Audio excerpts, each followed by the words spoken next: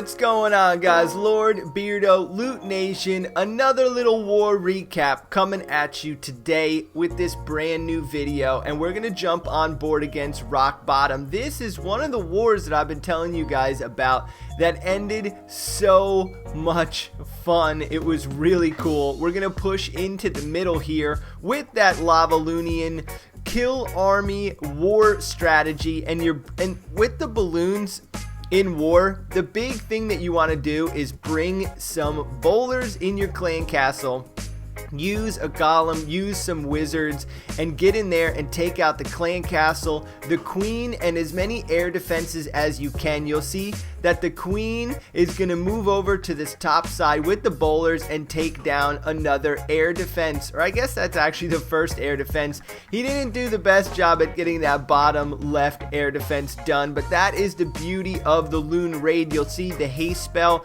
is going to move those loons in right quick. He puts another loon down, a hound down rather, with a fan of loons, and he's going to go ahead and haste these puppies right up under that Tesla farm and go ahead and clear out the whole southern portion of the base here, and things are starting to look really good. Now, most attacks you do want to attack directly at the town hall, and if you notice up top, that bowler is going to take care of that town hall on his own as the rest of the loons continue to go to that last air defense, and more haste spells to move those loons along rather well. And when you look at all these leftover troops, it's unbelievable how fast and how well these loon raids will go for you.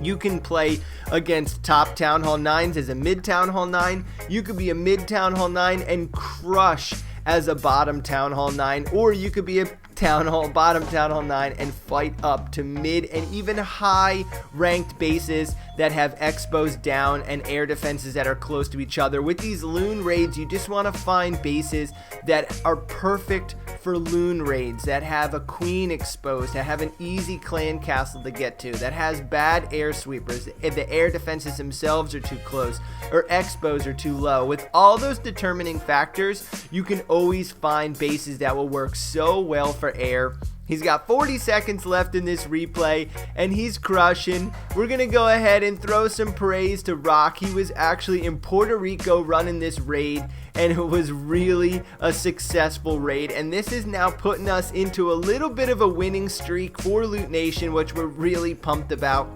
So excited to turn the tides here. We had a bad month or so, but we are shaking that off. We are getting our loon raids up to par, and we are taking care of business. Let's jump in on another Town Hall 9, and this base had given a couple people problems in the war, and the reason why was because the expos were pointed up, but look at how close all the defenses are together. The sweepers are pointed up, the queen is accessible from the south.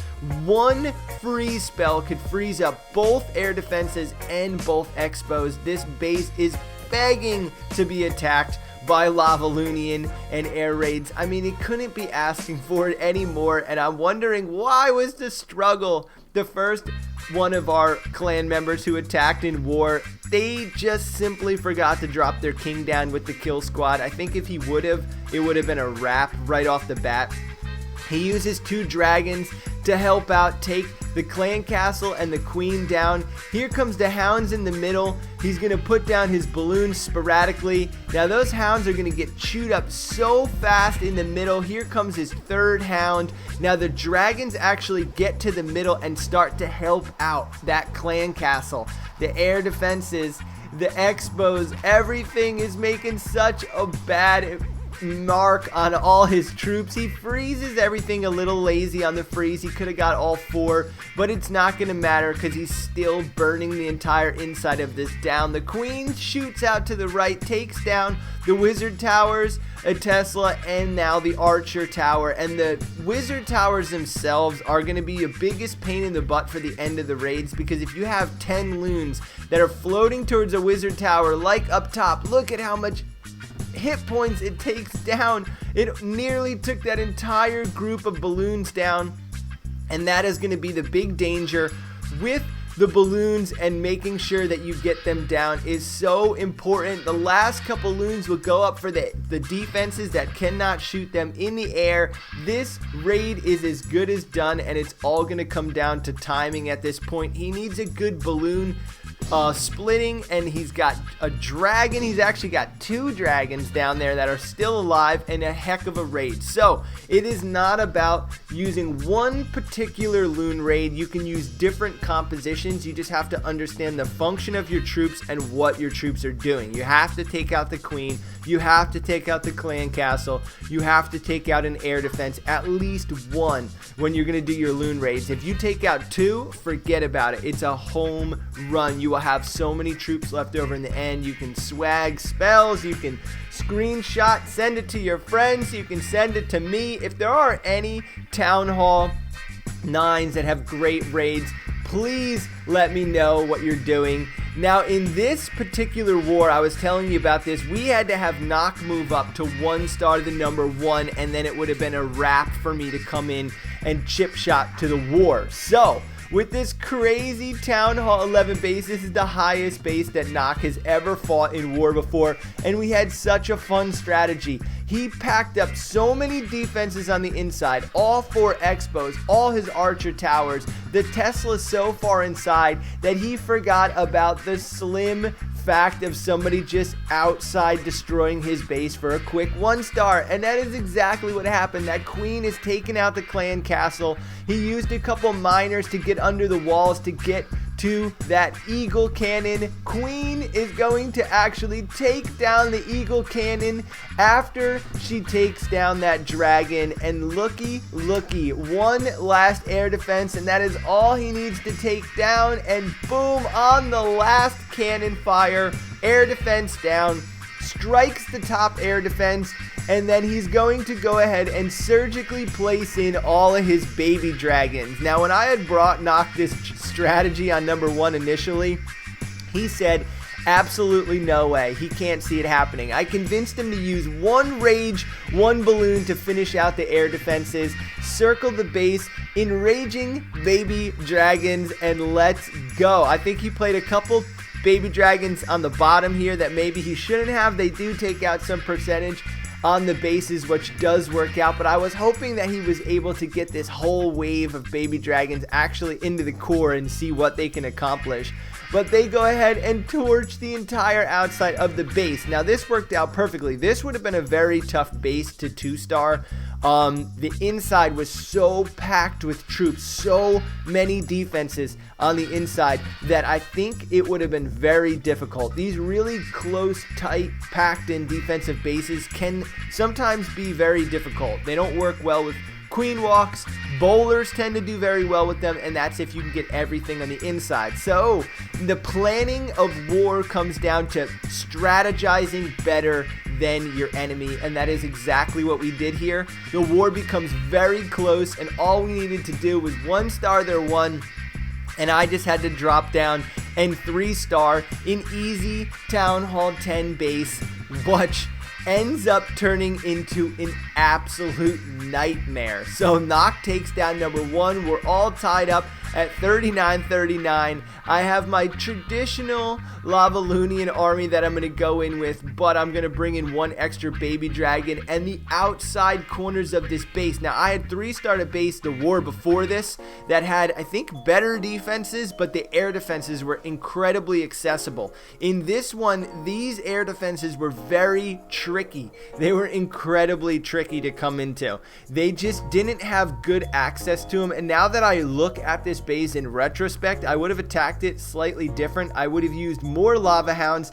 and I would have strategically went in for the air defenses. Now you'll see at the bottom here, he's always waiting for that entry because he's got his Tesla farm down there.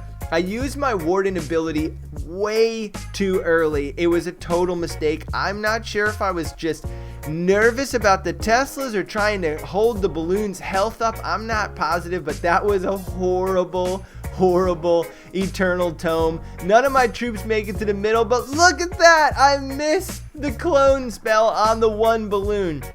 If I got that clone spell off a half a second early, I would have been able to rage 30, well, I guess 6 balloons inside, and none of them are even targeting air. They would have ripped through the middle of this base, and I would have most likely 3-starred the base. But instead, I have outside buildings to clean. I have a queen. I have all impressive defenses stuck in the middle. My warden is down. I have 6 wall breakers, 1 dragon, 1 archer, and 4 minions to try and figure out how to win this base. Now, my concern wasn't the 1-star. We absolutely had to get the 2-star here. There was salvaging that needed to take place. And what I found out, and the dragon is still alive with nearly full health. The king actually engages in the walls properly. He goes right into the middle. There comes the rage spell on top of my queen, on top of the king. The baby dragon's rage. The king is about to die, but not before he gets help from the baby dragon to take out the clan castle. Queen locks on to the town hall, and wow, talk about just absolute nervous loon raid right there. That was the title of my video. It said nervous loon raid. When I first dropped it, I had a couple people spectating and watching.